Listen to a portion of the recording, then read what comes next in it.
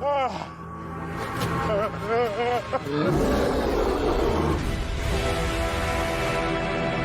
everyone and welcome to Action RPG. I'm your host Aaron, and for today's video we're headed to the world of Last Epoch. It appears I was one season too quick. Last season, season 2, I mained Cocaine Bear, and I got dragged through the mud. Oh, summon bear's garbage. It's not worthy of a build guide.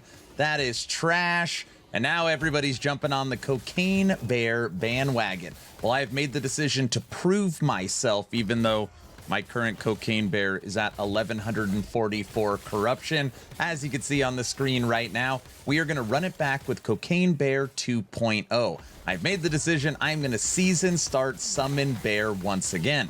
And we're going to go through Summon Bear, we're going to go through Scorpion, we're going to go through Raptor, Wolves, Squirrels, Sabertooth. We're going to go through all the companions and see which ones are the best. But I got to start with my favorite, which is Summon Bear.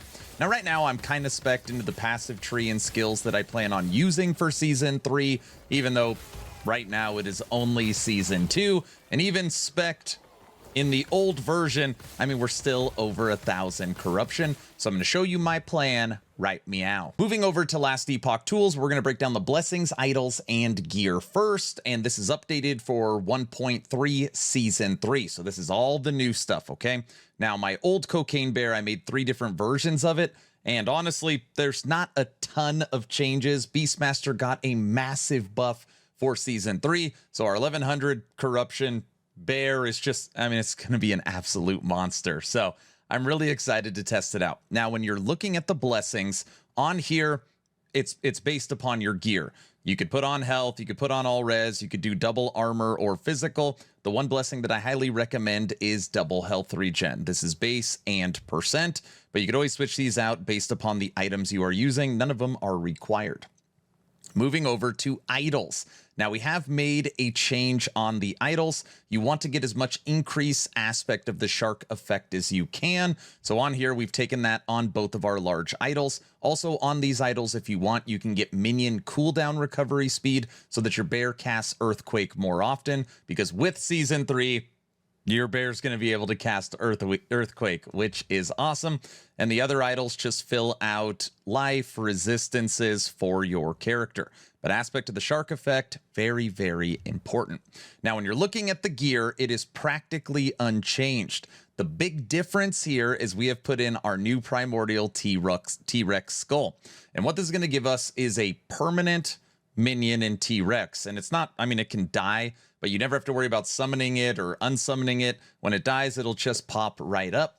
And we found out the T-Rex's roar has a 100% uptime. I believe when it roars, it roars every 12 seconds, but the buff lasts 12 seconds, which means as long as your minion isn't dying, it is going to be getting this buff the whole time. So you're going to have a bear and a T-Rex running around, and this can give us 3 to skills. It is unbelievable. So this is the item we are putting in. Something else that I love about this build is we have legendary items, we have exalted items, we have primordial items, we have set items, and we have a Weaver's Will item. Yes, this build uses 5 different rarity of endgame gear, which is so cool. Instead of just using only legendaries, like, you've got a whole plethora of different options for this build. We're still using Paleox. This is going to give you a bunch of DR and life. We're still using Tooth in the offhand, and we're still using Cleaver Solution. Now, Cleaver Solution, we're not going to be generating a ton of ward this time because the T-Rex has taken over the relic slots. We're not using vessels, but that intelligence is still important because intelligence on the T-Rex skull, on here, it shows 1% T-Rex physical penetration per int. So it's going to make the T-Rex stronger, but on top of that, it's going to transfer it over to your bear as well.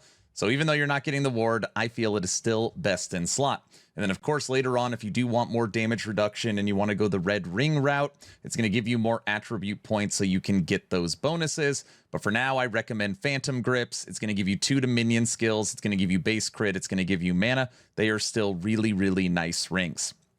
And the reason why I like using the set is you're stacking so much strength that the 2-set bonus on the bear set is going to give you 2 endurance threshold per strength. And who knows, maybe later, follow me for a second, If we decide we don't need T-Rex, it's just damage is ridiculous anyways, we might be able to put on the set ring, and then we can go back to vessels. So now you got your ward back, and you are using the full bear set, which is going to give you 30 extra strength. I don't think people are talking about that way, but there's a lot of different things to test. But of course, we have to start with the T-Rex to see how it works. So other than that, gear is practically unchanged. So now let's talk about the skills and see what's new for Season 3, starting with Summon Bear. Now, this node is new. This is Fury, and it's going to give you 32% attack speed for your bear. That's literally like a free Jewel Ruz gloves. If you come right here, your bear's going to be able to use Earthquake, and you're going to get an extra charge of Earthquake, and you're going to be able to reset with that with Warcry, which is obviously ridiculous. And this whole tree is new as well. Bear's also going to take care of your frailty stacks and give you an additional 10% damage reduction. So just from your passive tree and your Summon Bear's Roar, you are at 50% damage reduction. This does not include Paleox. This does not include red rings if you're going to use them. Just huge buff. On top of that, we haven't even really talked about that minions are going to be in assassinate mode. They're going to be able to teleport back to you. They're supposed to be running in front of you. They're supposed to be smarter. They automatically inherently have more life and damage based upon your level. So, I mean, this build should be broken. It should be broken. Fury Leap is practically unchanged. I mean, it is unchanged, basically the exact same skill. Warcry, the same. Swipe, the same. And then you get Earthquake. Now, when Earthquake is cast by your bear, it's basically turns into a bear minion skill, which is ridiculous. So on here, you are taking all of the multiplicative damage. This is going to take care of your slow chance from Earthquake, which is going to give you a boost per your swipe. So it has perfect synergy. You also have chill chance in the passive tree, which is taken care of with Shatterquake. And then you're coming over here, more multiplicative damage, more multiplicative damage, and extra hits.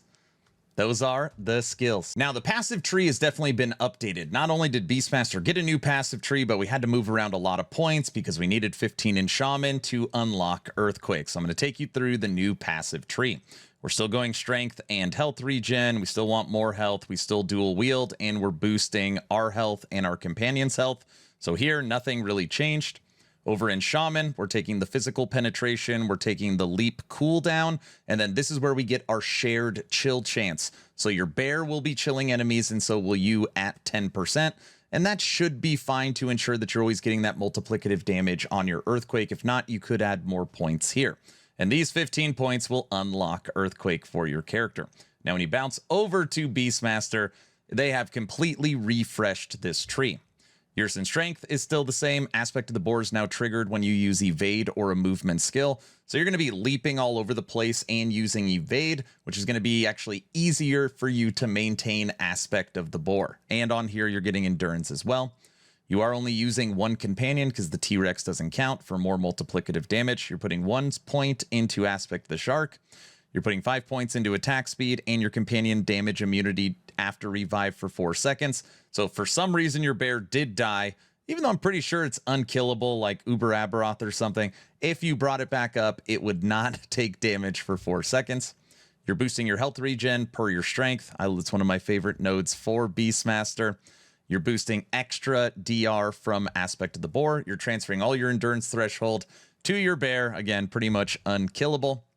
You're taking critical strike chance, critical strike multiplier. You are getting more multiplicative damage for only having one companion. And again, you are fully boosting aspect of the shark. This right here is going to give your aspects to your companion, which is your bear, and your companion increased aspect effect. So it's just a monster. And I know you're probably like, why is there only 1 point in the circle of life? I had to pull a point from somewhere.